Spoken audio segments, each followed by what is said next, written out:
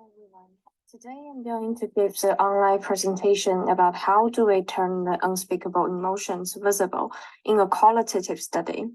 It's like a data analysis reflection based on own work. So with the study of emotions gaining more attention in the domain of social science, the important question of how we should understand and interpret emotions in the data analysis process also emerges. Emotions are not only linked to individuals, but should be better understood in a broader public and cultural realm. It is therefore important to view emotions as a manifestation of certain social relations. And this echoes back to the qualitative foundation, which is focused on grasping and portraying the participants' social context to uncover underlying power relationships. So in the presentation, I propose a working approach as emotional translation, which works as a thread going through the data analysis process to answer the following questions. How do we capture and understand emotions as data we collected? And how will the power dynamic between the researcher and the researched affect the way emotions are shown and presented during interviews? And most importantly, how does the positionality of the researcher affect the analysis process? And how do we eliminate the biases? So the presentation tends to see the translation process as an effort to capture and understand the subtle emotions that vary in different cultural contexts.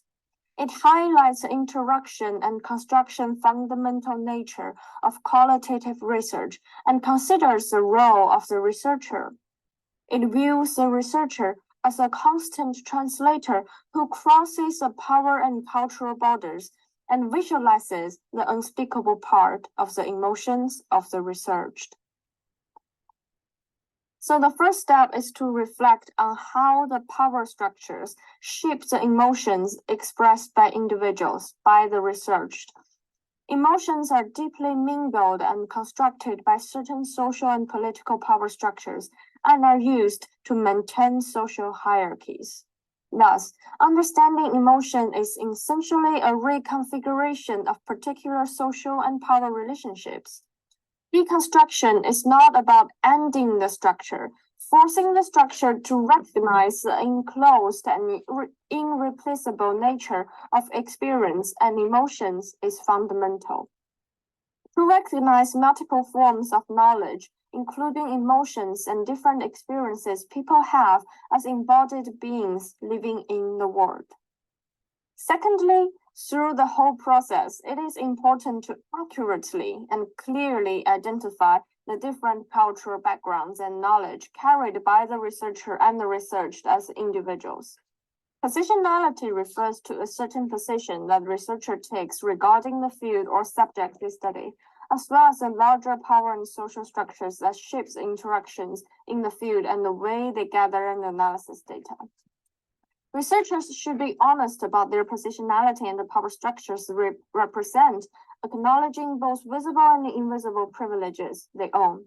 Gender, social class, and the age of both the research and the researcher all influence the analytic lines.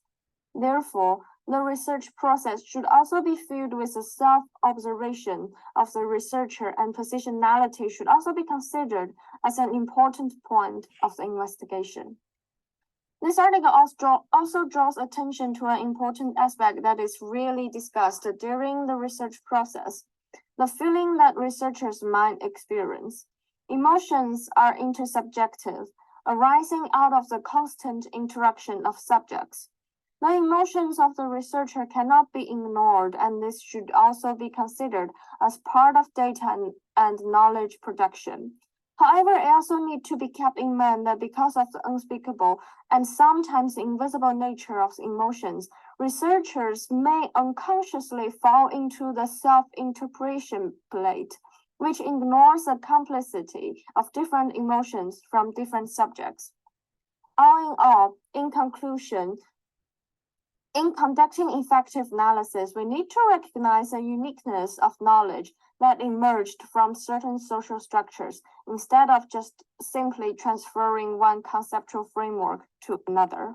Thank you for your time and attention. That's my references. And thanks for giving me the opportunity.